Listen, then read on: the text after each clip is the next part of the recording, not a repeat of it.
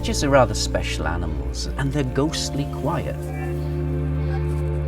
I have tried to train myself when I walk through the woods that I close my eyes and try and smell the world around me.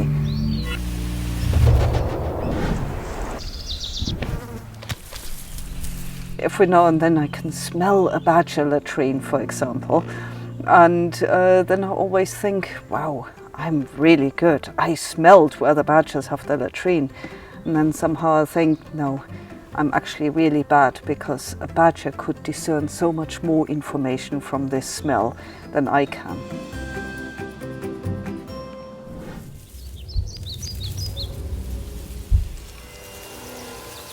Badgers don't really make very much noise. Males will growl, they grumble, it's go mm. But cubs are the ones that really vocalise. They've got this very distinct sound, they cacker. And they go.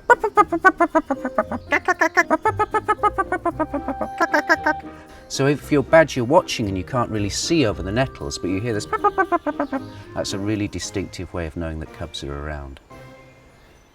A frequently asked question that the public and even colleagues often ask is, why do you study badgers?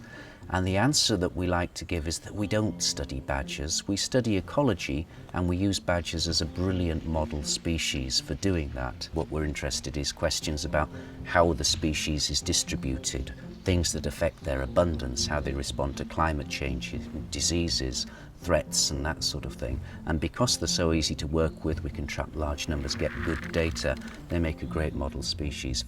The Badger project started in 1987. We catch, on average, between 400 500 badgers a year. Each badger gets an examination of about 60 variables. So when we catch a badger, we try and get as many different aspects of its biology as possible. So we have about 1/3 cells of data about the Wytham badger population.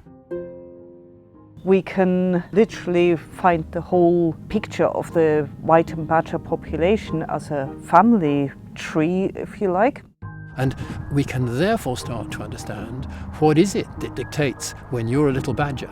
Are you going to grow up successfully or less successfully? And I think it's a pretty amazing thing. A controversial badger cull is finally underway to try to... This is something that's been debated by politicians for years. Over the years, realising in the mid-70s that there was a link between places where there was TB in badgers and the worst outbreaks of TB in cattle, there's been attempts to control badgers, it's a euphemism for killing them, to reduce their numbers, in the hope that that would reduce the spread of the disease to cattle. And for the most part, it simply hasn't worked. What we have discovered is their society is very complicated. And if you start disrupting that society, actually a consequence can be that the disease spreads faster in the chaotic, perturbed society than it did in the undisturbed one. So there's been an unintended, perverse consequence. Now, let me be clear. It's easy to say, oh, policymakers have made a big mistake. Actually, this is a really difficult problem. But what I am saying is that if badgers are involved, you need to understand what makes them tick and how they are a reflection of their ecology if you're going to try and manipulate it to a particular purpose.